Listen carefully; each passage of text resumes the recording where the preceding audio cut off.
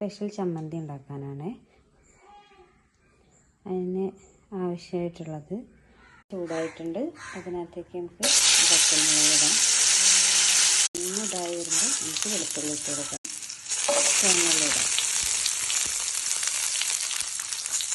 തീയൊന്ന് കുറയ്ക്കാം. അതിലേക്ക് നമുക്ക് ഇതിലേക്ക് കൊടുക്കാം കേട്ടോ.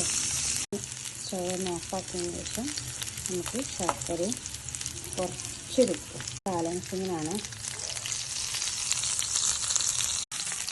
എന്നിട്ട് നമുക്ക് ചൂടാറിയതിന് ശേഷം ഇത് പൊടിക്കുന്ന സമയത്ത് നമുക്ക് മിക്സിയുടെ ജാറിലേക്ക് അല്പം വിനാഗിരി ആഡ് ചെയ്യണം.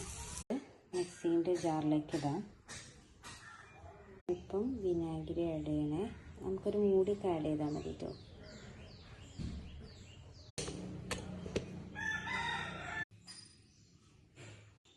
ഇതാണ് ഇതിൻ്റെ പാകം കേട്ടോ.